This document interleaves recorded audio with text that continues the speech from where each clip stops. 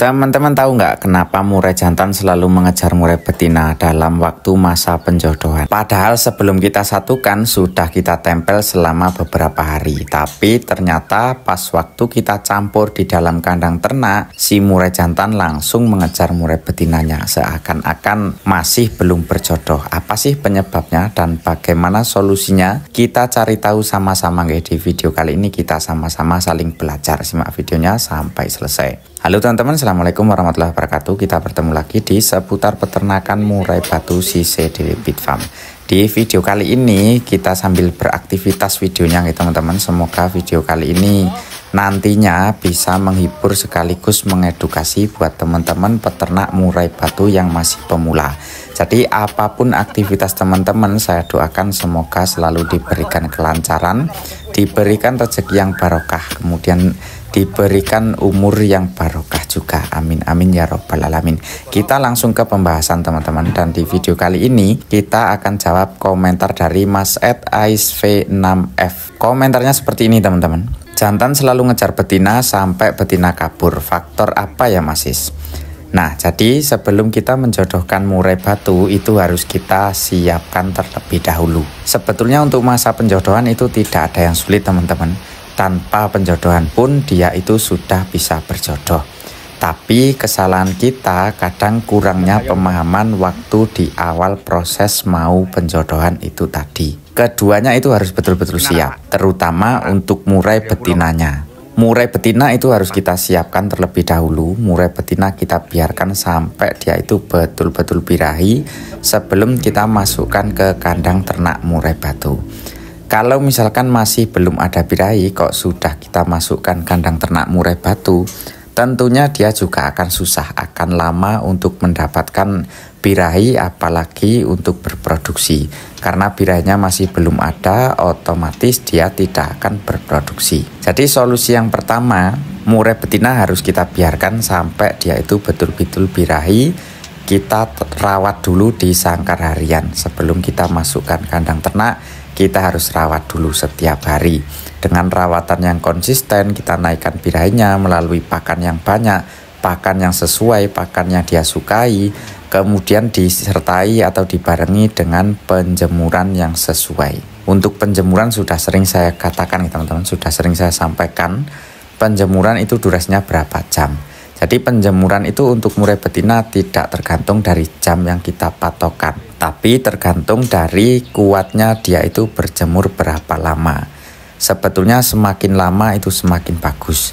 Kalau misalkan murai betina itu kuat jemur sampai 4 jam, itu malah bagus teman-teman. Tapi kalau untuk hari pertama atau misalkan dia itu masih pastol, bulunya baru, itu jangan langsung dijemur langsung lama. Nanti dikhawatirkan murai betina itu akan terjadi yang namanya dehidrasi. Itu perawatan untuk murai betinanya. Sebelum masukkan kandang, wajib sekali kita cek di kesiapan bulu, fisik, kesehatan, dan di birahinya. Ini sudah saya buatkan video tadi ya teman-teman, untuk menyiapkan murai betina. Untuk teman-teman yang belum menyimak, silahkan disimak untuk video yang ini, thumbnailnya saya tampilkan ini. Ini adalah murai betina yang tadi kita buatkan video.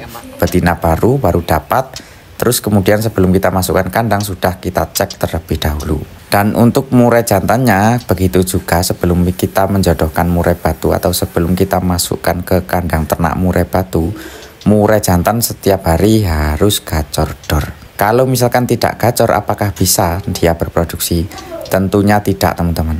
Jangankan berproduksi, kalau bunyi saja masih belum mau, tentunya menandakan bahwa dia itu masih belum siap dan belum ada birahi. Jadi harus kita proses terlebih dahulu untuk murai jantannya. Murai jantan harus kita proses setiap hari, kita rawat, pemberian EF, kemudian dengan penjemuran, terus kemudian dengan pemandian, extra fooding yang sesuai. Itu harus kita maksimalkan rawatannya untuk murai jantannya, supaya nanti pas waktu ketemu murai betina dia itu langsung mau merayu. Terus kemudian kita masukkan ke kandang ternak langsung mau jodoh tanpa harus mengejar. Karena nanti kalau misalkan masih mengejar-ngejar murai betina, itu menandakan keduanya belum ada kesiapan.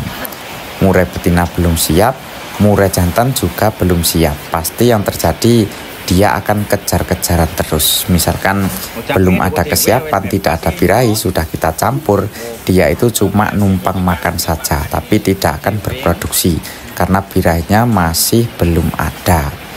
Kalau misalkan birahinya sudah ada, tanpa kita jodohkan pun dia itu mau untuk berjodoh. Ya memang semua itu tergantung dari karakter. Ada murai jantan yang mudah jodoh, ada yang galak, terus kemudian ada yang sulit jodoh.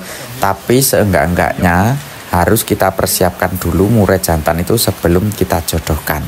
Harus kita gacorkan dulu, setiap hari kita rawat, setiap hari kita berikan perawatan harian supaya dia itu gacor, ketemu jantan langsung mau melawan, ketemu murai betina langsung mau merayu. Jadi kalau misalkan murai jantan tidak kita rawat seperti itu, ya jelas gak bisa untuk dijodohkan. Dan kemudian untuk mengatasi ketika sudah berada di dalam kandang ternak kok masih ngejar, nah itu kita pantau selama kurang lebih 3 hari teman-teman. 1 hari, 2 hari, 3 hari itu kita pantau terus selama waktu itu.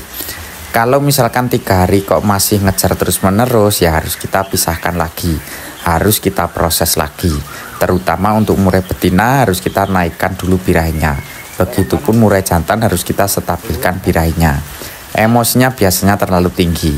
Untuk murai jantan harus kita seringkan mandi dulu. Untuk murai betina harus kita naikkan birahinya dulu.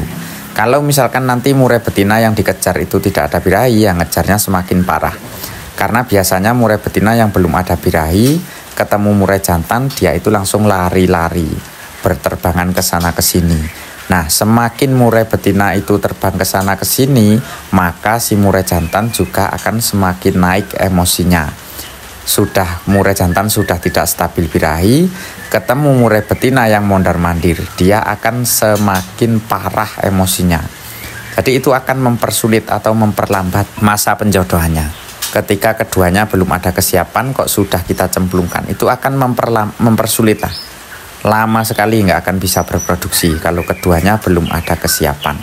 Jadi yang harus kita teliti betul-betul adalah di kesiapannya sebelum kita menjodohkan atau sebelum kita menyatukan kedua calon indukan tersebut ke dalam kandang ternak. Harus kita pantau betul-betul. Penjodohan itu mudah teman-teman, penjodohan itu nggak ada yang susah kok. Buktinya di kandangku yang kandang nomor 6, murai jantan yang galaknya minta ampun, itu pun bisa jodoh. Asalkan kita setiap hari kita teliti, terus kemudian kita pantau, terus kemudian kita naikkan birahinya sebelum dia masuk kandang ternak. Terus setelah masuk kandang ternak juga kita pancing-pancing. Setelah dia itu dapat birahi, keduanya ada kesiapan, keduanya ada birahi, maka insya Allah akan cepat lah. Walaupun kemarin di kandangku yang nomor 6 hasilnya juga masih song, tapi untuk penjodohannya sudah 100% berjodoh. Jadi cara-cara seperti itu yang kita terapkan teman-teman. Keduanya kita siapkan terlebih dahulu sebelum masuk kandang ternak.